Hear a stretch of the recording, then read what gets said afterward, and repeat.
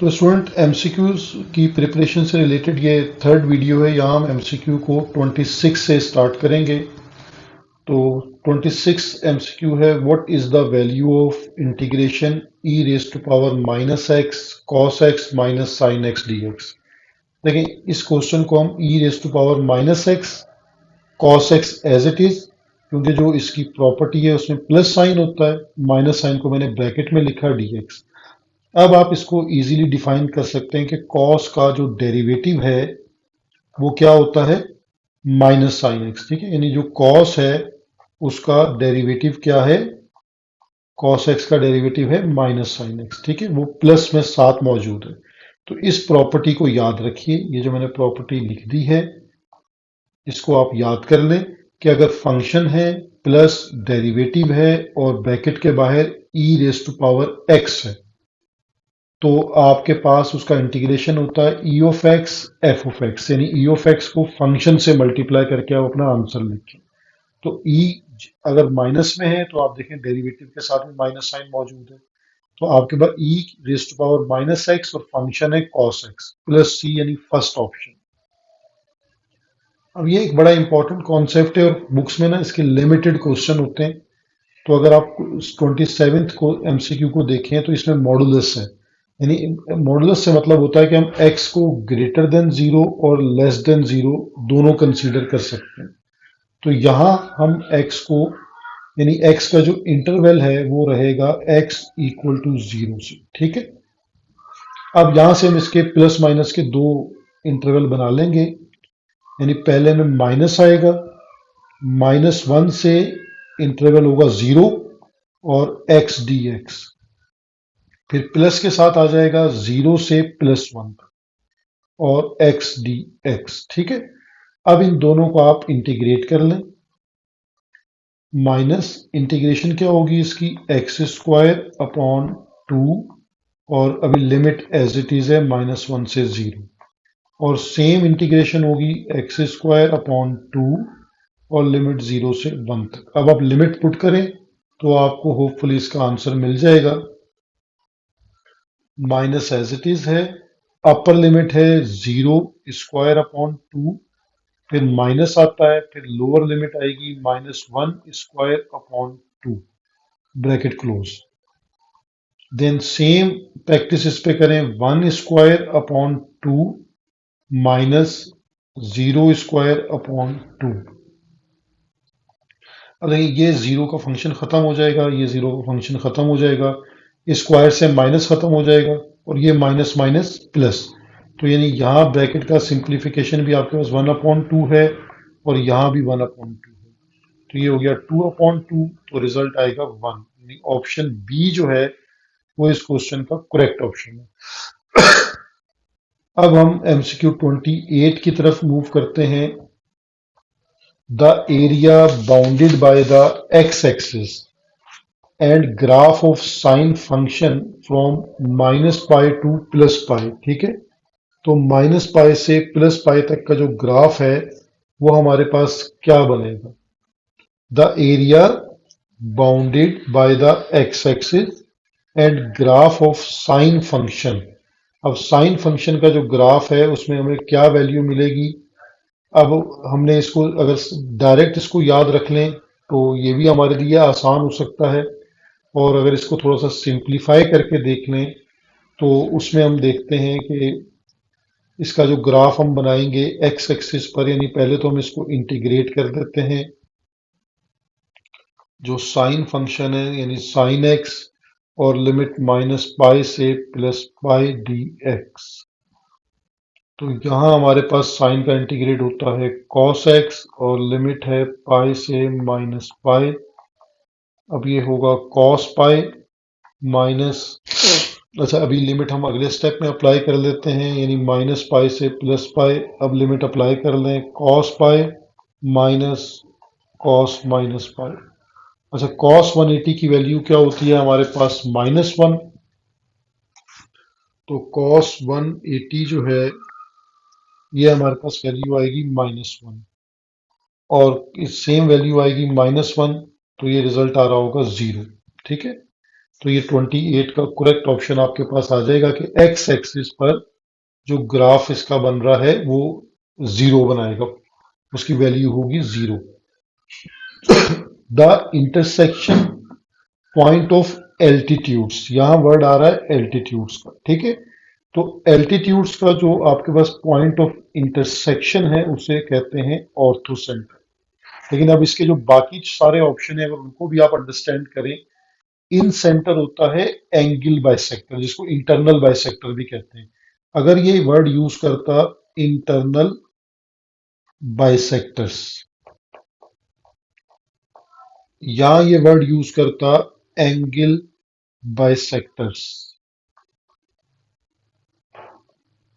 तो हम यूज करते हैं कि वो उनका पॉइंट ऑफ इंटरसेक्शन होता है इन सेंटर।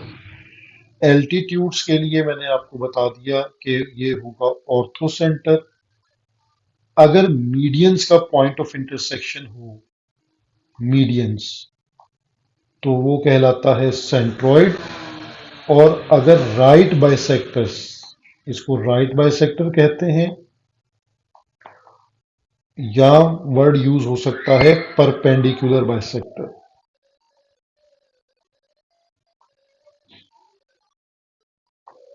ये आपके पास ऑप्शन आ जाए तो फिर सरकम सेंटर, ठीक है। ये सारे ऑप्शन आपको याद होने चाहिए।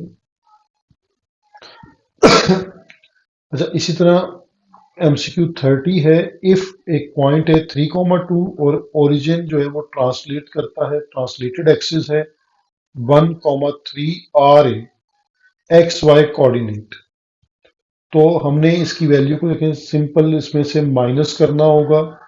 3 - 1 2, और 2 - 3 - 1, तो ऑप्शन बी जो है वो हमारे पास इसका करेक्ट ऑप्शन है।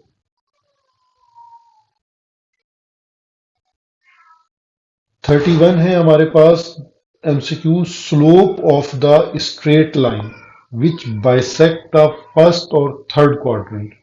अब देखिए, फर्स्ट और थर्ड क्वाड्रेंट का मतलब ये है कि लाइन ऐसे गुजर रही है, ओरिजिन से पास कर रही है, ठीक है।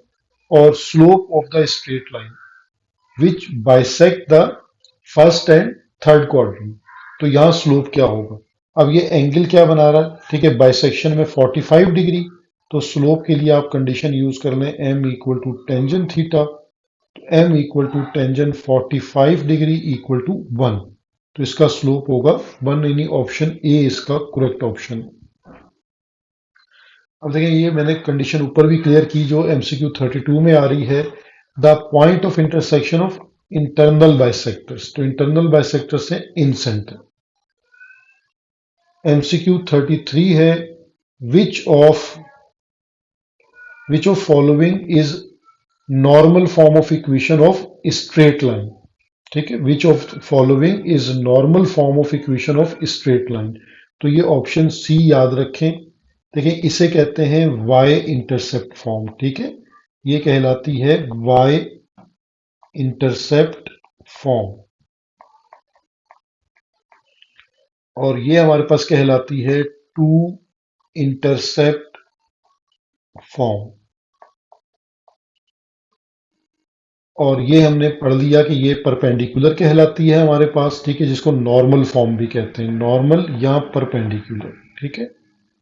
और ये कहलाती है स्लोप पॉइंट फॉर्म, तो बाय नेम इनको याद कर लें, तो इससे आपके एमसीक्यूज में बहुत बेहतरी आ जाएगी।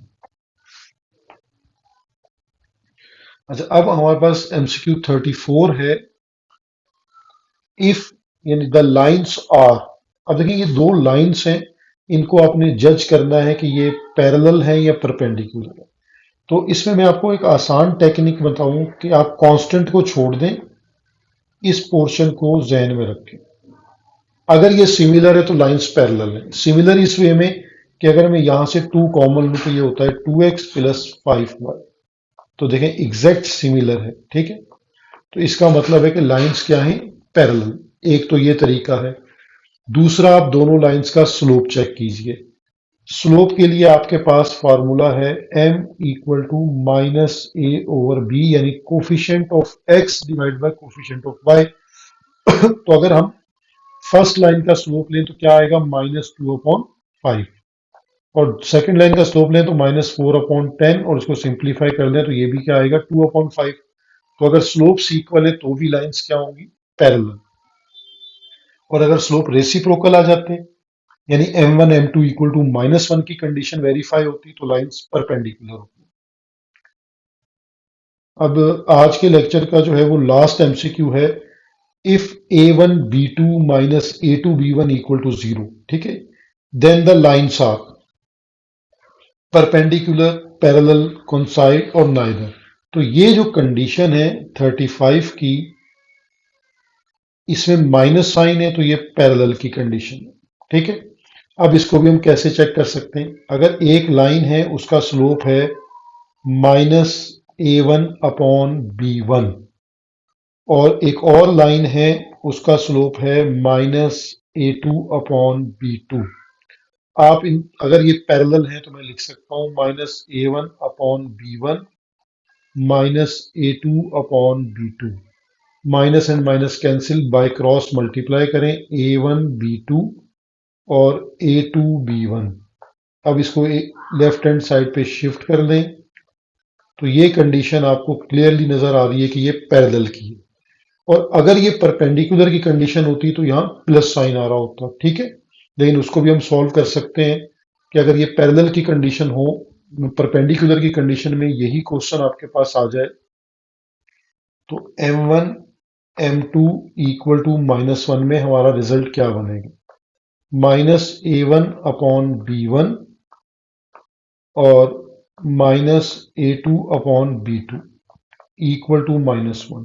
तो ये ऊपर minus minus plus a1 a2, नीचे क्या आ जाएगा b1 b2 इक्वल टू -1। अब ये होगा a1 a2 equal to -b1 b2। अब इसको शिफ्ट कर दें a1 a2 plus b1 b2। अगर ये कंडीशन गिवन होगी तो लाइंस क्या होंगी, परपेंडिकुलर। तो इस तरह आपका ये आज का लेक्चर यहाँ तक एंड होता है। फिर इंशाल्लाह इसके फर्दर एमसीक्यूज भी मैं आपको बताऊंगा। तो उम्मीद है कि आपको ये समझ आया होगा, इसकी प्रैक्टिस करें। और यही एमसीक्यूज पेपर में बार बार रिपीट होते हैं, तो अगर आप इनकी प्रैक्टिस करेंगे तो आपके जो 20 मार्क्स के एमसीक्यूज हैं वो पोर्शन आपका अच्छा हो सकता है।